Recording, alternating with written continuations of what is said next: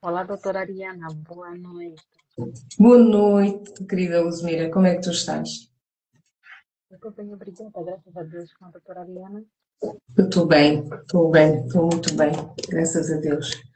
Olha, muito obrigada por teres aceito este convite. É sempre uma honra, um grande prazer falar contigo. Vamos aproveitar ainda este minutinho para podermos mandar aqui uns aviõezinhos e convidar algumas pessoas a poderem participar desta conversa. Vamos aqui enviar uns aviõezinhos.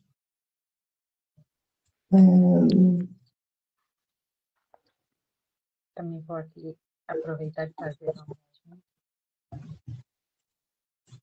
E hoje vamos ter um tema que é bastante pertinente no âmbito do Outubro Rosa. Como é que tem sido aqui esta questão do Outubro Rosa? Tu que és presidente da Liga Angolana contra o Cancro, tem sido já começou mesmo muito agitado ou não? Muito, muito, muito, cada vez mais agitado. E é bom porque, na verdade, significa que, graças a Deus, cada vez mais as pessoas estão a tentar esse movimento. Uhum, E também esta grande causa que é a luta contra o cancro, não é? uhum. Estamos felizes, exaustos, né, pelo trabalho, mas felizes também, porque sabemos que cada vez mais pessoas têm contato com a informação que vamos passando e Ok. Diz-me uma coisa, espera aí, deixa-me pôr aqui, ver se consigo pôr um bocadinho mais alto. Qual é que é o vosso trabalho? O que é que vocês fazem concretamente? então a Liga Angolana contra o Cancro, enquanto instituição, é uma organização não governamental sem fins Olha, lucrativos. Luzmira, desculpa, tenta pôr, porque não se está a ouvir muito, muito bem. Vê lá se consegues melhorar um bocadinho o som. Melhorou, doutora Ariana? Parece que sim. Vamos tentar, vamos tentar assim. Vamos lá. Se não tiver, então, a doutora Ariana diz alguma coisa.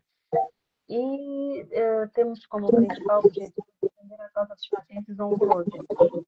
Trabalhamos em três linhas, nomeadamente na prevenção primária, em que fazemos campanhas de sensibilização, sobretudo, para a importância do diagnóstico precoce, palestras e rastreios também para os não rastreados. Além da sensibilização, quando fazemos esta primeira linha, nós também fazemos na segunda linha o acompanhamento psico, a recuperação psicossocial dos pacientes oncológicos. Estamos a falar daquelas pessoas que estão acometidas com a doença ou foram acometidas e já superaram, mas pelo desafio que a doença em si representa, elas acabam sendo excluídas de alguma forma da sociedade. Muitas Olha, vezes, Luzmira, desculpa, mas tenta ainda ou te aproximar, porque ouve-se, mas não com tanta clareza. E eu gostaria que as pessoas ouvissem-te bem. deixa-me ver agora com isto melhorou, doutora Ariana. Continua lá a falar. Continuo, deixa ver agora. Agora sim. Um, dois, melhorou? Sim, parece que sim. Ok. Eu vou tentar também falar um bocadinho mais alto, se calhar melhora, não? Agora, mas está melhor agora. Já melhora? Tá, tá. Eu acho perfeito. E então fazemos o acolhimento dos pacientes também, aquelas pessoas que dão entrada no hospital, e sabemos que o primeiro impacto é sempre muito negativo no momento do diagnóstico, aquele momento em que as pessoas recebem a informação que todo mundo teme. E com o diagnóstico começa tudo, começa tudo, medos, receios, bloqueios, ansiedade, algumas pessoas chegam mesmo a deprimir. Então, nós também agora temos uma rede de apoio dentro do hospital para fazer o acolhimento dos pacientes e também passar alguma informação aos familiares sobre a importância do diagnóstico. Olha, Luzmira, se tu tirares os fones não se ouve melhor? Vamos ver, deixa eu ver. Doutora Ariana. Fala lá. Agora, doutora Ariane, Desculpa, não percebi. como é que estamos agora? Temos de falar mais um bocadinho. Podemos sim, só falando que é para vermos como é que fica. Assim está melhor. Está melhor? Está-se a ouvir com Pois mais então, força. pode ter algum barulho externo, mas é melhor. Agora vamos ouvir novamente com cortes. Ok, Mas se ficas assim, pode ser que funcione. Vamos lá então continuar. Sim, dizias tu que mas tem uma basicamente rede de apoio, agora tem uma rede de apoio também no hospital. isso, tal, sim. E esse acolhimento é feito pelas próprias pacientes. Nós tratamos as idosas, não é? E elas em 15 dias ou semanalmente dentro do hospital, no caso de fraudes inclusivas, poderem os nossos pacientes passarem a sua experiência e passarem também informação às familiares. Volta lá a pôr os fones, porque se calhar acaba por ser melhor com os fones do que sem os fones. Eu consigo perceber que sem os fones há realimentação de sinal. Vamos lá ver agora. Fala Tentamos, lá. doutora Ariana. Sim, estou a ouvir bem. Boas. Pronto, vamos esperar então que funcione com um, né? Está bem. Sim, então a rede de apoio dentro do hospital é feito pelas próprias pacientes, é isso? Exatamente. Exatamente, sim, que são mulheres que fazem parte da Liga Angolana contra o Cancro, sobretudo mulheres, porque infelizmente o envolvimento dos homens no voluntariado oncológico é quase inexistente. E então são mais mulheres que dão a cara pela causa e que também acompanham-nos diariamente. E pronto, então, estamos nessa jornada, não é, de acolhimento, acompanhamento, direcionamento dos pacientes e também dos familiares, porque entendemos que, na verdade, depois a doença não afeta só os pacientes, as pessoas que estão cometidas, mas também os familiares, sobretudo aquelas pessoas mais próximas. Daí a necessidade de, ao acolhermos esses pacientes, também temos o cuidado de conversar com os familiares para passar a informação sobre a importância da rede de apoio, o que é que eles, enquanto familiares, devem fazer, como é que eles podem cuidar, acolher e acompanhar esses pacientes na sua jornada de tratamento e até na fase da cura, né? Eu digo da cura entre aspas, quando já tem a doença controlada. Uhum, uhum. Porque também vai depender de muitos fatores, não é? Do nível de desenvolvimento da doença no momento, não é? Olha, Exatamente. diz-me uma coisa, Luzmira, e nós vamos entrar aqui um bocado vamos a caminho do livro Todos Precisamos de Cura, na qual tu também deste o contributo e deste o teu feedback. Desde já eu agradeço enormemente.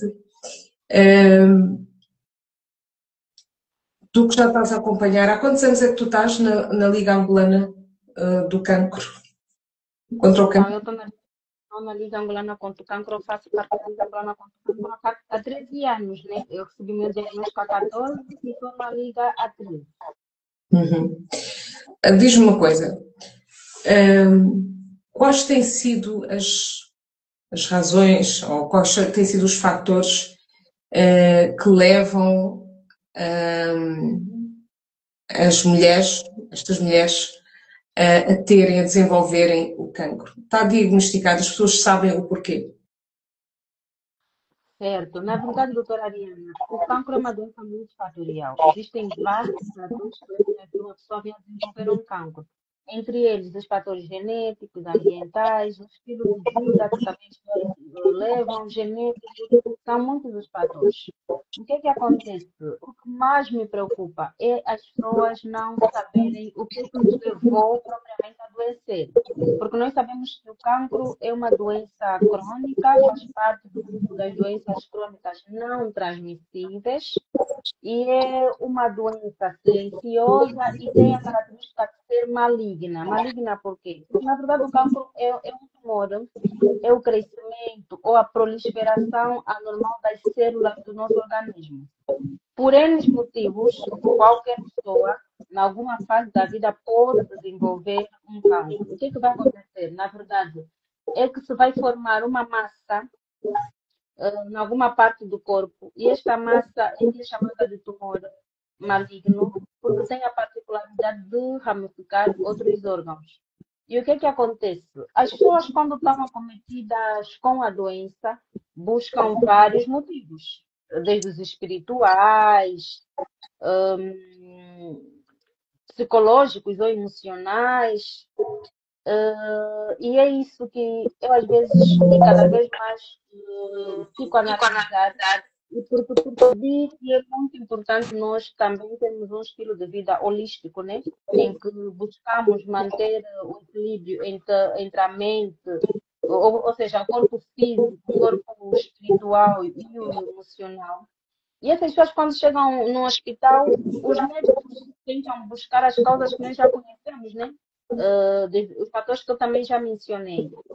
E às vezes o próprio doente também não sabe o que é que lhe adoeceu. Mas, na verdade, toda doença tem uma causa. E era importante, acima de tudo, independentemente do campo ser uma doença que já existem os fatores que todos nós conhecemos, era importante que as pessoas, ao receberem o seu diagnóstico, pudessem, em algum momento, parar para entender o que é que levou a que, em alguma fase da vida, o corpo físico viesse a adoecer. Porque, na verdade, quando a doença atinge o nosso corpo físico, é porque, em alguma fase, ele já atingiu anteriormente o nosso corpo emocional e o nosso corpo espiritual. Então, vai criar um desequilíbrio entre os três. Este desequilíbrio deixa-nos mais vulnerável. É o meu ponto de vista. Expõe-nos mais. Associado a esse desequilíbrio entre os corpos, nós então vamos juntar os fatores que já são inerentes à própria doença, como a genética, por exemplo. Porque, por exemplo, se eu tiver fator hereditário, não é? E tiver um desequilíbrio emocional, e nós vamos acompanhando cada vez mais, a ciência vai provando que normalmente as pessoas, quando são acometidas com cancro, se formos lá no passado dessas pessoas, entre 5 a 2 anos, nós vamos encontrar um momento de grande impacto e de impacto negativo. Ou passaram por uma perda enorme, ou essa perda pode ser afetiva. Quando fala afetiva, pode ser por um luto, podemos perder alguém que nós amamos, podendo ser o fim de uma relação, entre várias situações. E então nós ficamos com aquela dor. Às vezes é mais do que dor, é mágoa.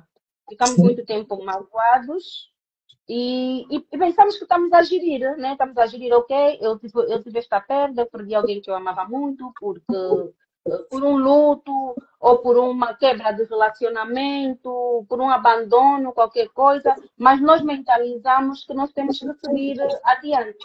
E nisso de seguir adiante, nós muitas vezes mascaramos aquilo que é a nossa dor, aquilo que é o problema, e tentamos passar para nós mesmos e para o mundo que nós estamos bem. E porque nós precisamos de passar também essa mensagem para nós, sem que antes nos curássemos de fato, ou seja, sem que antes reconhecêssemos primeiro que precisamos de passar por um processo de cura, porque passamos por um processo de perda, ou um processo sofrido, não é? Ou doloroso.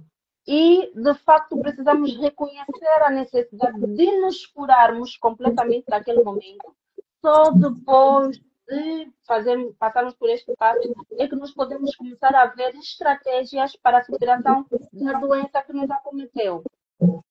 Precisamente, Luzmira, porque isto tudo aquilo que tu disseste de alguma forma reflete aqui neste livro, Todos Precisamos de Cura. Okay? O que é que tu achaste quando leste este livro? Que impacto é que isso teve em ti? Uau, aquilo foi para mim uma resposta, né? há muitas perguntas e eu costumo dizer que em alguns momentos, ou em vários momentos da vida, da vida, e principalmente nos momentos de adversidade, nós vamos nos questionar alguns assuntos, vamos nos questionando por que comigo, por que eu, por que nessa fase da vida, agora que estava tudo tão bem, agora que supostamente eu superei um momento menos bom. E quando nós pensamos exatamente que estamos bem, é quando realmente também acontecem essas coisas. E este livro vem para clarear mais uma vez questões que no passado, para mim, eram incógnitas, não é? Eu não encontrava respostas no passado, e mais aqui para frente, depois de viver o deserto, de perceber que existem, para tudo existe um momento até para encontrar respostas. Nós, às vezes, estamos a viver a situação e queremos encontrar resposta no momento em que estamos a viver a situação, mas não é assim. Nós devemos passar pela situação e, com a experiência vivenciada, nós depois, com muita calma e clareza, vamos poder encontrar respostas. Porque naquele momento em que nós estamos a viver a situação, nós vamos ter vários bloqueios, e principalmente mentais. Eu costumo dizer, nada atinge o nosso coração se não passar pela nossa mente. Então, para mim, tudo começa na mente. Tudo começa na mente. Vai transpor o limite do mental para chegar até o emocional. Eu já vejo aqui o emocional mais para aquilo que tem a ver com o coração. Porque eu costumo dizer, se eu senti, é porque em algum momento eu pensei.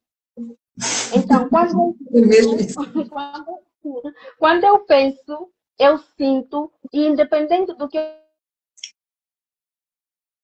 exatamente aquele sentimento, eu posso sim.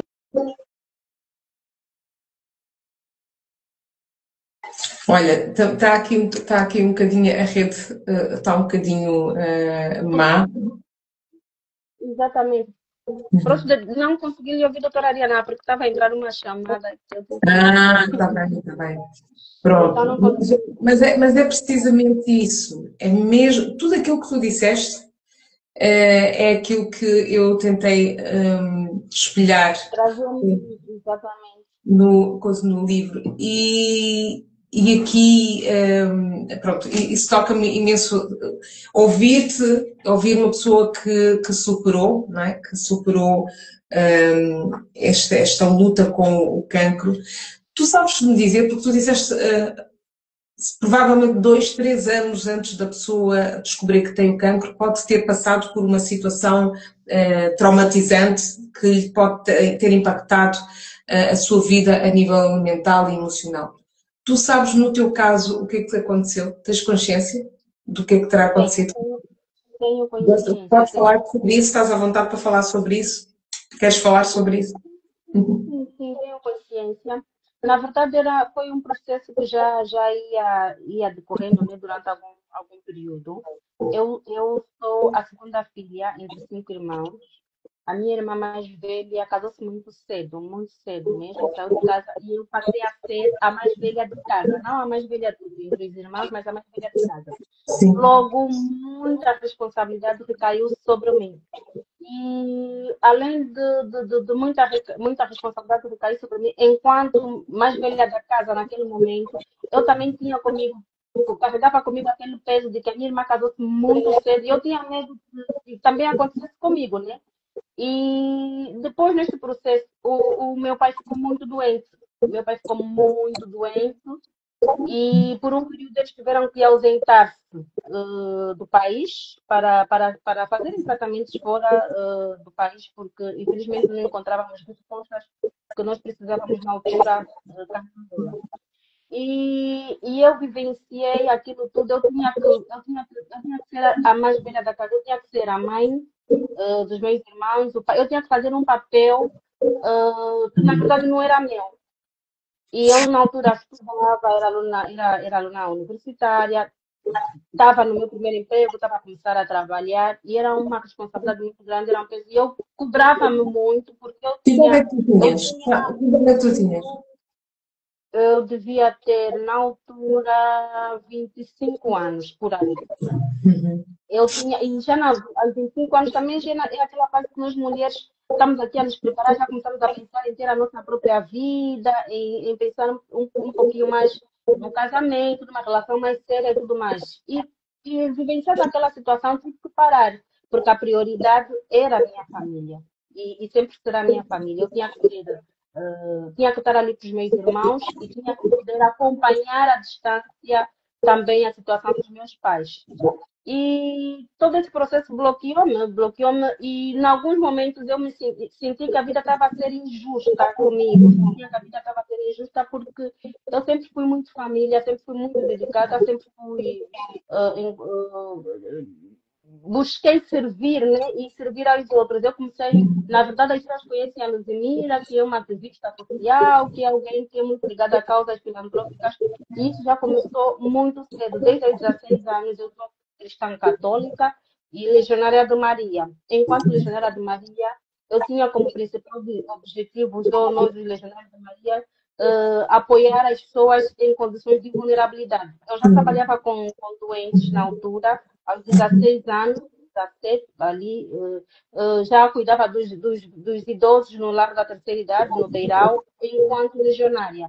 E quando eu me vi confrontada com a doença, eu perguntava, eu dizia logo tipo, era das últimas pessoas porque eu achava que eu era uma pessoa, eu buscava ser uma pessoa muito reta, sempre busquei ser uma pessoa muito reta, não diria que ia atingir a santidade, mas procurava viver a minha vida da melhor maneira possível. É Ou claro seja, que é enquanto perguntar, porque eu sou uma feita, pessoa boa, como é que uma pessoa boa como eu, que ajuda boa, os outros, que exatamente, como é que eu vou ficar doente? Como é que eu exatamente. vou apanhar uma doença destas, não é? Exatamente.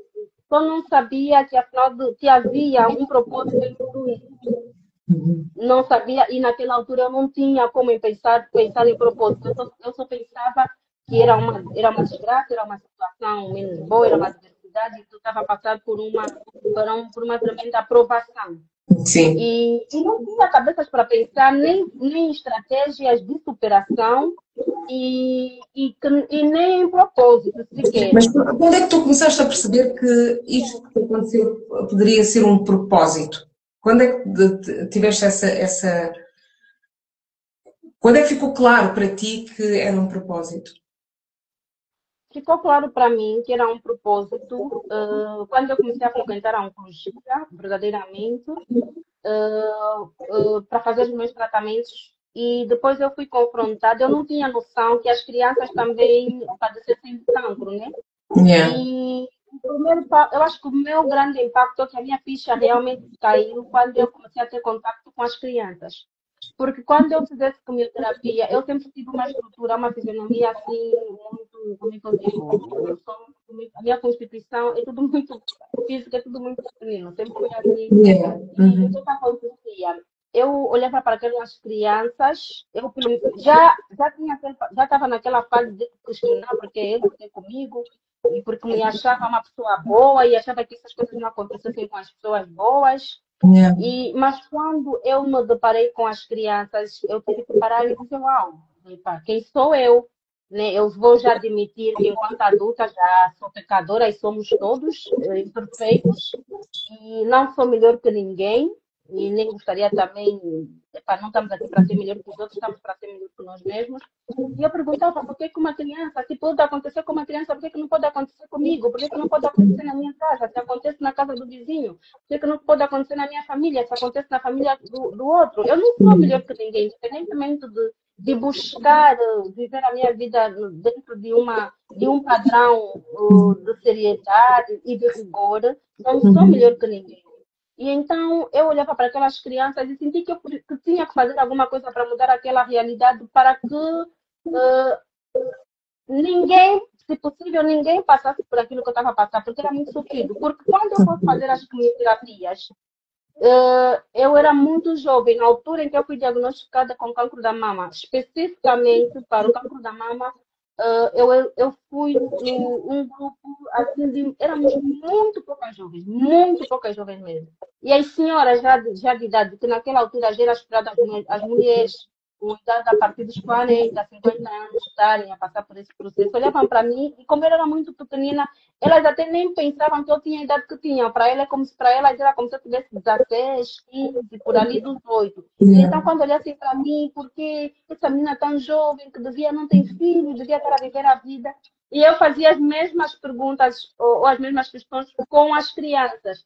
Então foi ali que eu comecei o meu, atendi, eu respondi ao meu chamado e eu mesma, de livre e espontânea vontade, eu disse, pronto, era ali, eu tenho que começar a fazer alguma coisa. E comecei a fazer visitas durante nas salas de quimioterapia. O meu primeiro aniversário depois do diagnóstico eu preferi comemorar, comprei um bolo, levei à oncologia, durante uma sessão de quimioterapia, cantei os meus parabéns com os doentes a fazerem quimioterapia. Por quê? Porque quando eu fazia quimioterapia, eu via que naquela sala não havia luz. Era uma escuridão enorme. O semblante das pessoas era muito triste, o clima era muito pesado. O tratamento em si só já era pesado. E tu não encontravas aí sorrisos, tu não encontravas um pingo de luz que fosse. As pessoas eram sempre, estavam carrancudas, estavam tristes, estavam desesperadas, estavam a reclamar. E olha, repara, eu gosto muito de dançar, não sou uma excelente bailarina, não sou muito boa bailarina, mas eu gosto de dançar. E eu ficava assim, o que é que eu posso fazer para trazer um pouco de luz, para trazer um pouco de alegria para essas pessoas? E foi durante o processo de quimioterapia que eu comecei a escrever o meu primeiro livro. Foi durante uma sessão de quimioterapia. Porque eu olhava para aquelas pessoas, tentava ler as mensagens que elas me transmitiam através do seu olhar. E eu comecei a escrever o livro. Na verdade, era a minha história, era a voz de muitas pessoas, era o rosto, era a situação de muitas pessoas na minha escrita. Não é propriamente a história da Luzimira, é a história de muitos pacientes oncológicos que não têm voz, não é? Que não conseguiram expressar aquilo que realmente sentiam ou sentem durante o processo.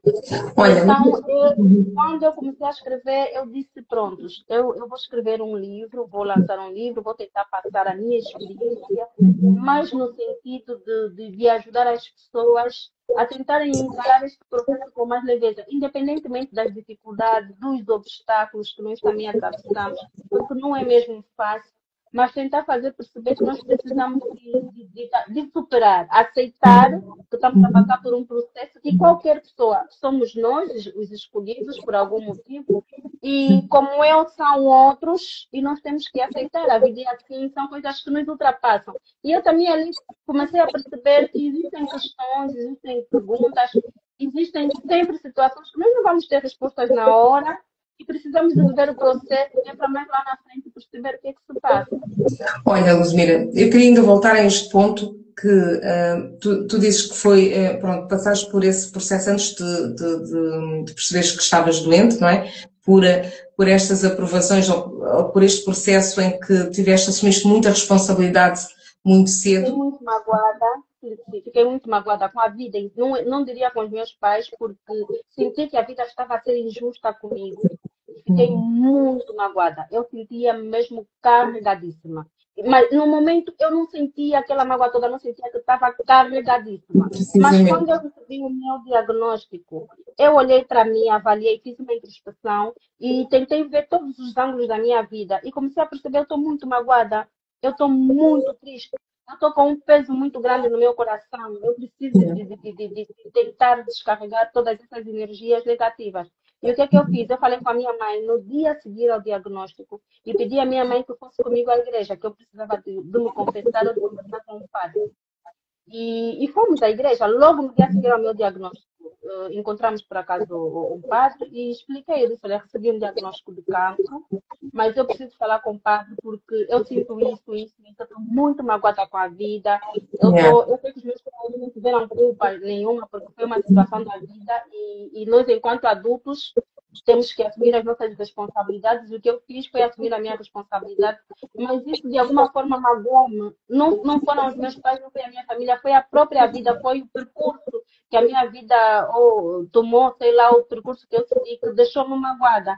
E então eu conversei com o padre, eu expliquei o que eu sentia, disse que estava muito triste, que estava muito magoada, porque era uma altura que eu já tinha programado muita coisa, tinha começado a trabalhar e eu não conseguia me concentrar em nada. A escola não estava a correr bem e eu não tinha, como eu não tinha cabeça para as coisas, eu ia para a universidade porque eu tinha que ir, porque eu mentalizei que eu tinha que continuar a estudar, mas eu não tinha cabeça para me concentrar para os estudos, porque eu ficava a pensar se acontecer alguma coisa com os meus pais, o que é que vai ser? Se acontecer alguma coisa com o meu pai, o que é que vai ser? O que é que vai ser da minha mãe? Como é que eu vou? Como é que nós vamos gerir? E então era tanta preocupação que me bloqueava para os estudos.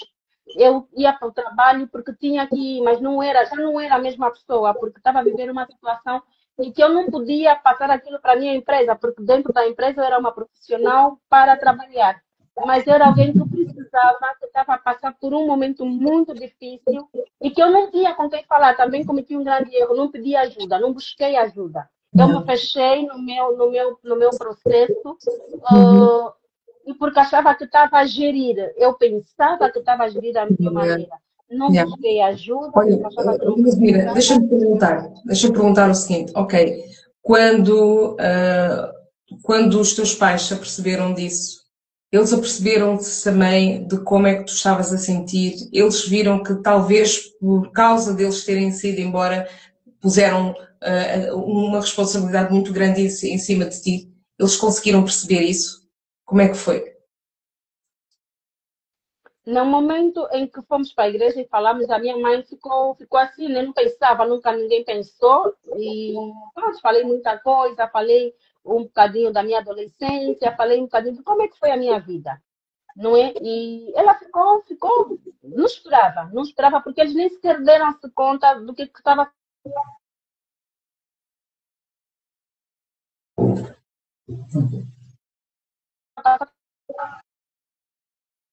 Pronto, parou um bocadinho, mas estavas a dizer que eles nem se deram conta.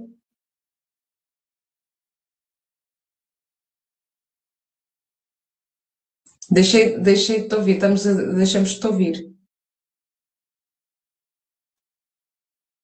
Não, não te estamos a ouvir. Se calhar recebeste uma chamada, não é?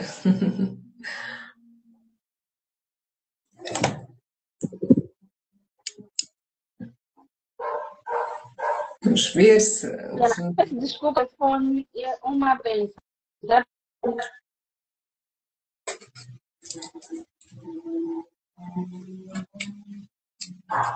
recentemente e automaticamente corta a nossa conversa, mas está tudo Ok, bem. sim. Podes continuar. Estavas a falar da reação dos teus pais ao perceberem da tua doença e como é que pronto, como é que tu te estavas a sentir, não é? Nesse momento. Agora diz-me uma coisa. O teu processo de superação, como é que isso se deu? Como é que tu conseguiste superar o cancro? Pronto, eu consegui superar. Na verdade, o meu primeiro passo foi aceitar. Foi aceitar que eu estava a passar por uma adversidade, estava cometida com um cancro, e eu fui sempre muito direita, tentei perceber da melhor maneira ou tudo que envolvesse, não é, a doença. E uma das perguntas que eu fiz aos médicos no dia em que eu recebi o diagnóstico é se eu teria chances de viver, de sobreviver. E eles riram-se e disseram que sim, a doença estava numa fase inicial e que se eu cumprisse com todas as orientações médicas, eu tinha muitas possibilidades de sobreviver. E eu agarrei-me a isso. Primeiro, acreditei profundamente naquelas palavras do médico, que foram muito importantes para mim. Eu mentalizei que se o médico disse que eu posso ficar, existem outras pessoas que superaram, eu também vou superar. E depois comecei a investigar histórias de superação. Foi algo que eu também, no momento em que eu recebi o meu diagnóstico, fiz muito. Eu tentava buscar, quando eu fosse buscar alguma história de cancro, se o final fosse infeliz, eu já ficava pelo meio, nem sequer Nem fazer terminava. nada. Eu não queria saber de nada que estava ligado à negatividade, porque eu mentalizei que ficaria melhor, que cura, e foquei-me na cura. Eu vi daqui para frente o que eu tenho que fazer. E aceitei tudo que os médicos disseram. Eu analisava quais são as minhas opções. Tens essa, ok. Vou buscar ajuda. E aí comecei a buscar ajuda. Tinha uma tia que infelizmente, anos depois, também veio a ser diagnosticada com cancro e infelizmente não resistiu, não sobreviveu e era médica, muito apoio. E então ela fazia-me acreditar, ela dizia, minha sobrinha, quando alguma coisa no processo não corresse, alguma das etapas do processo não corresse bem, ela dizia, porque quando eu recebi o meu diagnóstico inicialmente, eu tinha, o protocolo era fazer uma cirurgia conservadora, 8 ciclos de quimioterapia e só. Mas depois de fazerem a avaliação do patológica, um estudo mais profundo do tumor, tipo do tumor e tudo mais, verificaram que eu já tinha uma invasão intradutal, mudou completamente. No princípio, na primeira pré-consulta, foi-me dito, olha, como o tumor está muito inicial, vamos manter a mama, só vamos tirar o primeiro quadrante, vamos retirar o tumor, nem vai ser necessário passar por uma amputação, provavelmente nem farás quimioterapia, nem radioterapia, só vamos controlando. Mas depois disso, Deus, quando saiu o resultado da anatomia patológica, tudo mudou, a conversa foi outra. Olha, infelizmente, a cirurgia conservadora por si só não vai chegar. Vamos ter que fazer uma outra cirurgia que vai combinar com a remoção total da mama. Terás de fazer 8 ciclos de quimioterapia e depois da quimioterapia terás de fazer radioterapia, que era um tratamento que era indisponível ainda parei de hormonioterapia durante 5 anos. E eu fiquei assim, uau.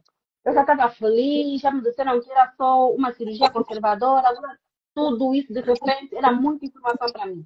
E a minha tia estava sempre ali a caminhar comigo, a dizer, não, vai ficar tudo bem, minha filha, não te preocupes, tu não tens filho, mas se tiveres que ter filho, tu também vais ter, não te preocupes, tu agora tu tens que estar focada no teu tratamento. Se tiveres que ter filho, tu vais ter os teus filhos, tu vais te casar, isso vai acontecer. Só que Deus quiser, mas agora o teu foco tem que ser o tratamento. E eu ouvia muito aquilo que a minha tia me dizia, dizia bem, se a minha tia que é médica, oferecia-me segurança.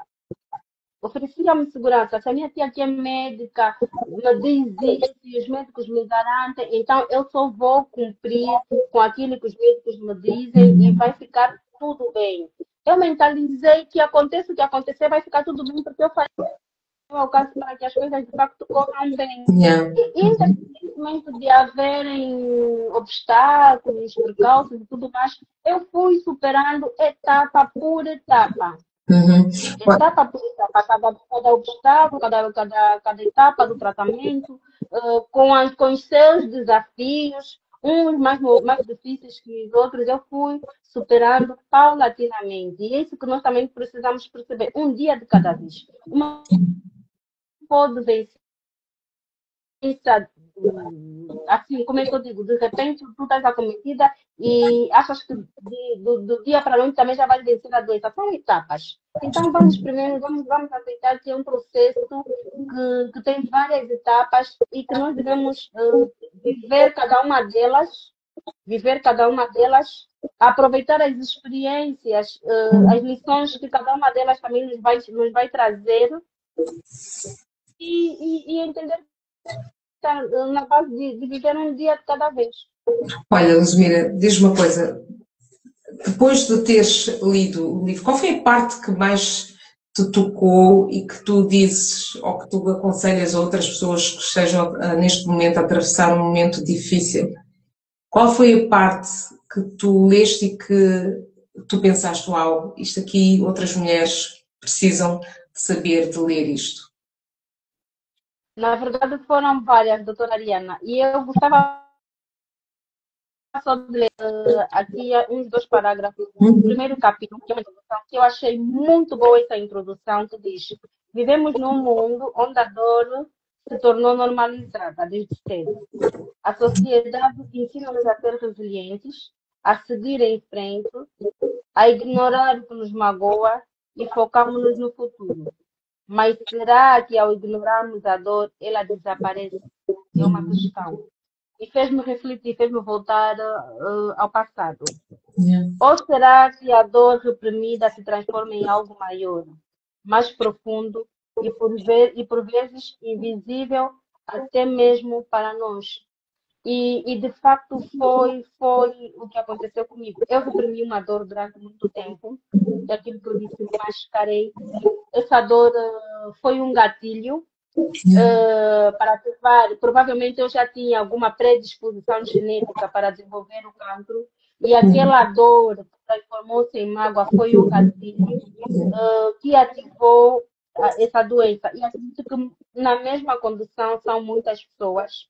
Também gostei muito já no segundo capítulo, há uma parte que fala sobre o processo de doenças nos diferentes corpos. Precisamente. Uhum. Sim, que cada doença ou desequilíbrio surge primeiro no corpo energético antes de se manifestar fisicamente. Eu também já mencionei o impacto da dor emocional não mal resolvida. O impacto da dor emocional não resolvida. E eu acredito que esse é o principal problema. Principalmente para pessoas que vêm com vivências do passado, com situações, e às vezes é na infância, às vezes são coisas que nós tivemos na infância, tivemos um trauma, tivemos um desequilíbrio qualquer, e que nós pensamos que superamos, mas não superamos. E então aquela criança magoada continua ali dentro de nós, a crescer conosco e a bloquear o nosso crescimento enquanto adultos em vários aspectos da vida. Depois também gostei muito da parte em que falou da negação da dor e os mecanismos de defesa que também podemos usar para superar essas dores, porque hoje em dia já existem muitas mentorias, terapias, e que são coisas que as pessoas às vezes ignoram. E eu digo isso porque lido diariamente com pacientes oncológicos, até mesmo um psicólogo. Muitas vezes nós olhamos para a pessoa e vemos o que ela está fazendo, vemos como é que essa pessoa se comporta e achamos que essa pessoa precisa de um acompanhamento psicológico. Mas ela diz, não, eu não preciso de nenhum psicólogo, eu sou a minha própria psicóloga. Mas os especialistas existem e cada um tem a sua especialidade, nós devemos respeitar. Hoje nós já temos esse leque de especialistas, temos além dos médicos que nos dão suporte científico, que nos permite chegar até a cura, se tivermos mentorias para montarmos até mesmo para doenças, nós temos que ter um plano estratégico, nós temos que ter um plano de ação. Ok, estou acometida com a doença, qual é o meu plano estratégico? Como é que eu vou lutar? O que é que eu tenho como recursos mensuráveis e não mensuráveis? O que é que eu vou usar a meu favor que é para ultrapassar essa dor? Como é que eu posso canalizar as minhas energias para a superação? Como é que eu vou aceitar o meu processo? O que é que me trouxe a essa condição? Por que é que eu estou aqui? O que é que eu fiz que me deixou nessa condição? O que é que eu posso fazer daqui para frente para melhorar?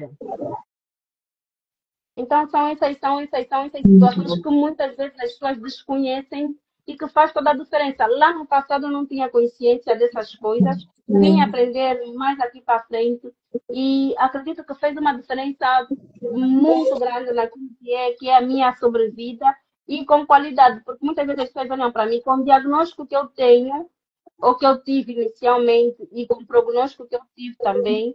Era esperado nessa fase eu já ter tido, se calhar, uma progressão da doença. Mas a doença está controlada.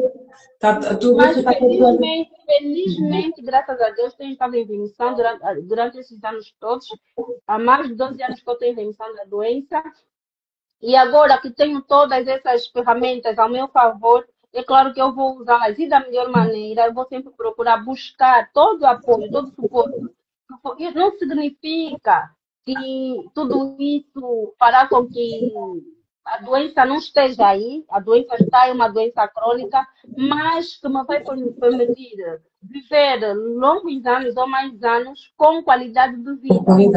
Olha, mas diz-me uma coisa, tu tens medo da morte? Agora não, doutora Ariana, já não digo medo, e ninguém devia ter medo da morte. Eu não tenho medo de morrer propriamente, eu tenho medo de morrer propriamente, deixar de existir, deixar que o meu corpo físico deixe de existir nesta dimensão. Preocupa-me porque eu sou mãe, e como toda mãe, quem tem filhos pequenos, teme, eu não diria que é medo da morte, mas medo de deixar os meus filhos pequenos neste mundo sem uma mãe. Porque entendo que uma mãe tem um papel um papel insubstituível na vida de um filho. Mas agora a morte propriamente, eu aprendi que Deus deu-nos a vida, né? A vida que nós temos, o fôlego da vida vem de Deus, não depende de nós. Ele que criou a vida, e a vida a Ele pertence. E eu costumo dizer, se um dia Ele decidir tirar aquilo que de facto lhe pertence, eu tenho que estar pronta para devolver. Eu tenho que me preparar, e nós temos que nos preparar para morrer.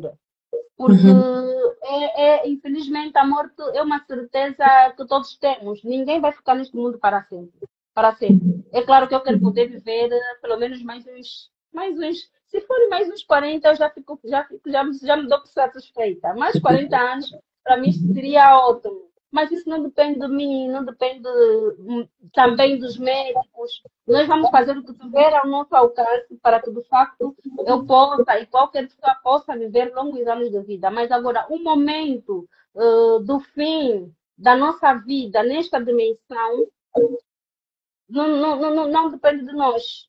Precisamente. Não depende de mim, não pode ser um tormento.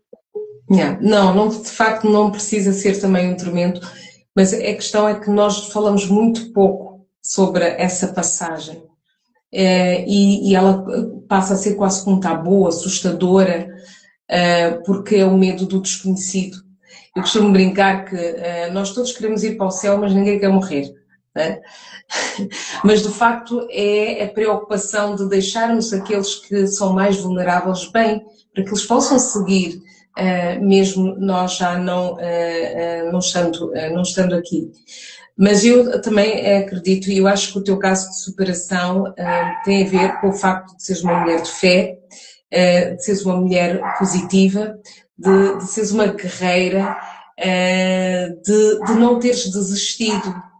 E depois a outra coisa é o facto de tu procurares ajuda, de estares a procurar sempre informar-te, estar atualizada e usares uma coisa que não deveria ser as alternativas, mas as complementares, que podem te ajudar imenso na tua estabilidade, na harmonia, de levar esta superação com tranquilidade, com paz, sem conflitos, não é? Porque o que faz o causador e o sofrimento são precisamente os conflitos que nós temos, os conflitos internos.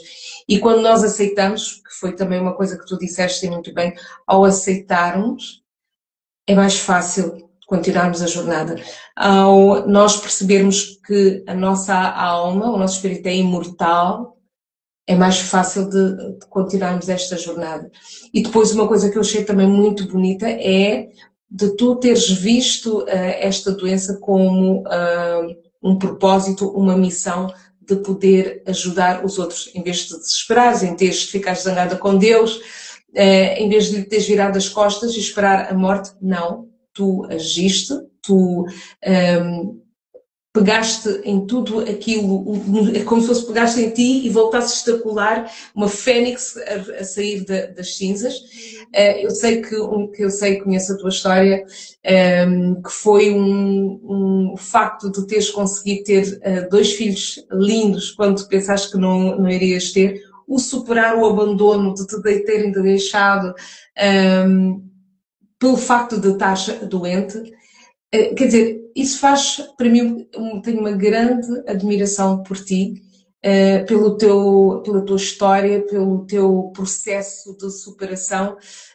Penso que és um exemplo para muitas e muitas mulheres, para as que estão doentes, mas para aquelas que podem prevenir de ficar doentes, com aquilo que tu disseste muito bem, que é quando nós fazemos pazes connosco mesmo, fazemos pazes com a vida, quando nós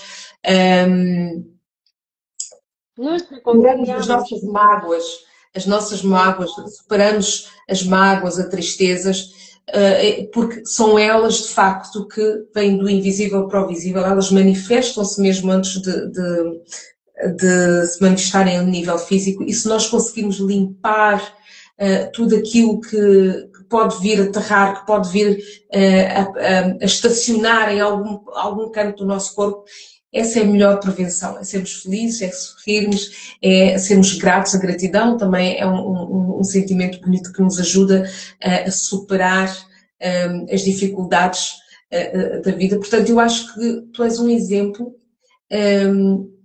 és um exemplo de superação, és uma inspiração para muitas outras mulheres. Já há uns anos que eu te conheço, desde que vim para aqui, para Angola, que sou tua fã.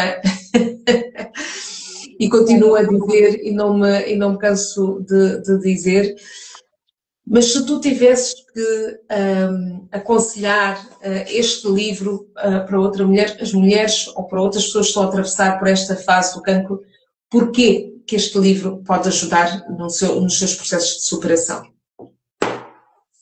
Então, eu aconselho vivamente as pessoas a adquirirem este livro. Isso é mais do que um livro.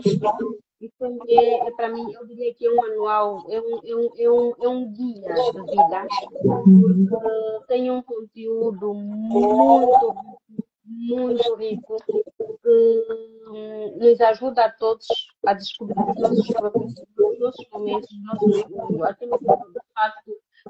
Porque tem pessoas que se calhar até estão neste processo, estão a viver uma dessas situações e nem sequer sabem disso. Então é um despertador. Este livro é um despertador, porque tem um conteúdo, tem temas que de facto nos levam a refletir sobre a nossa condição humana, sobre o estilo de vida que nós levamos, sobre a importância de adotarmos um estilo de vida saudável. E quando eu falo do estilo de vida saudável, eu não falo só da alimentação do nosso corpo físico, mas também do nosso corpo psicológico, emocional e do nosso espiritual.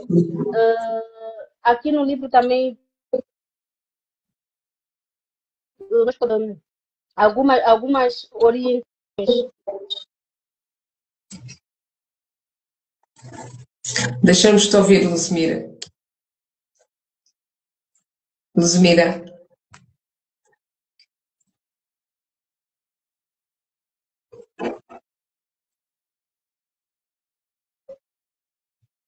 Só aqui aguardar que a Luzmira se volte a conectar connosco.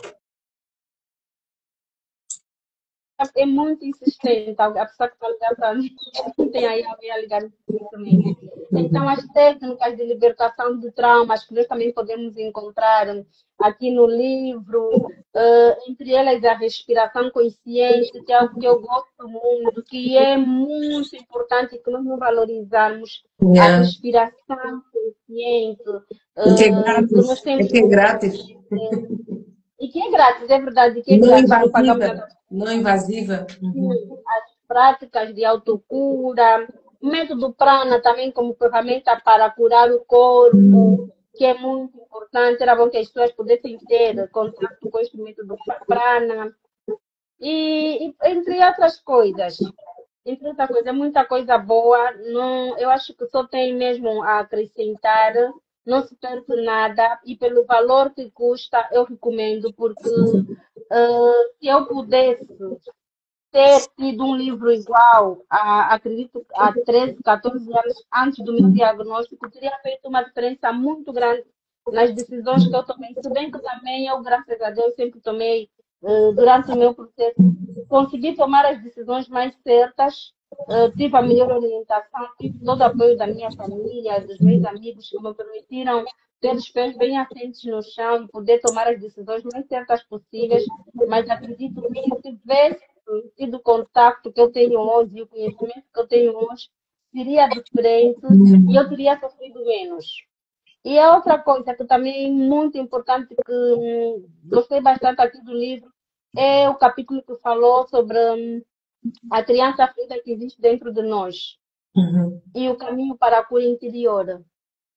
Porque muitas vezes nós trazemos lá do passado a menina machucada, o menino machucado, ou traumatizado ou traumatizada, que não aceitou o seu trauma, ou que nem reconheceu que estava a passar por um trauma e que aqui para frente começa a encontrar muitos bloqueios, muitas dificuldades, até que se reencontra com esta criança interior que ficou resgatar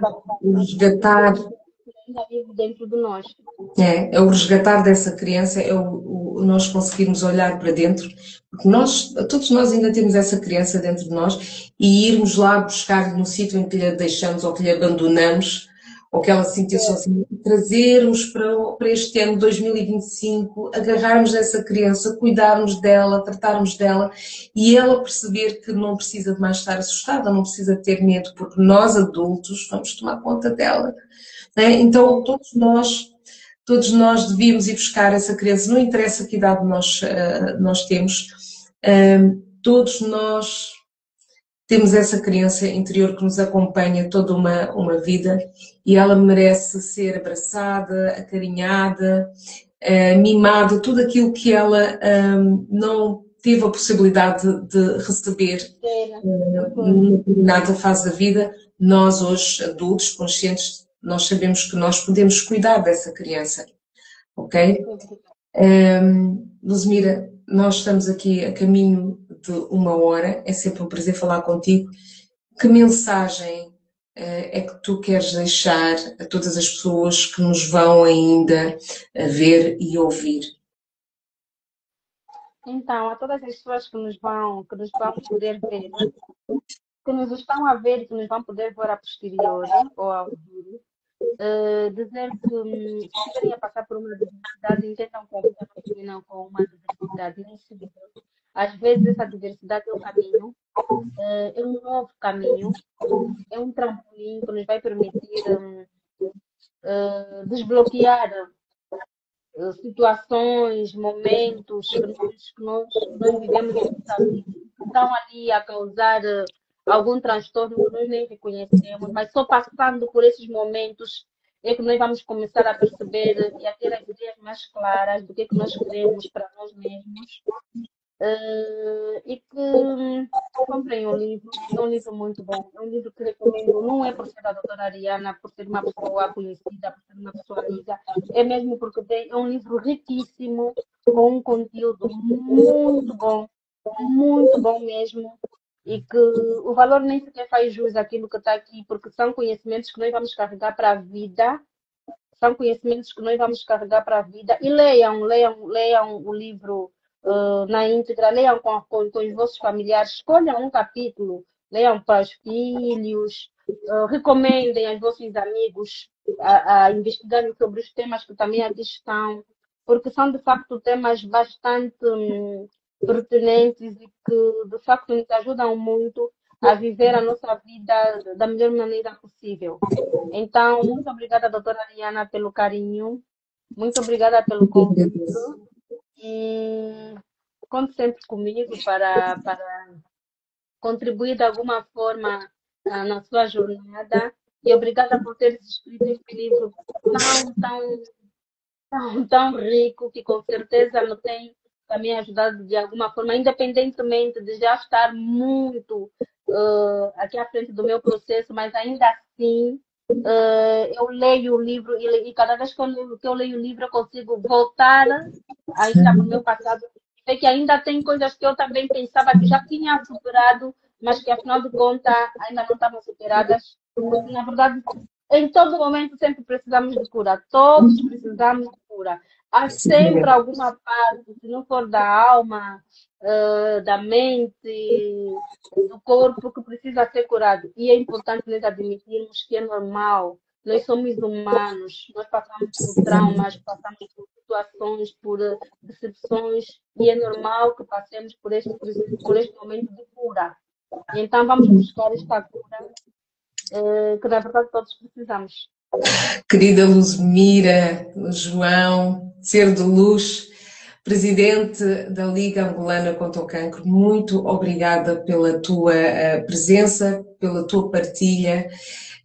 Eu agradeço também a todos aqueles que estiveram aqui presentes a acompanharem-nos, os que ainda vão nos acompanhar, porque nós vamos partilhar este vídeo, esta live nas nossas redes sociais, nomeadamente no Instagram de Paranangola, no nosso website, no canal do YouTube.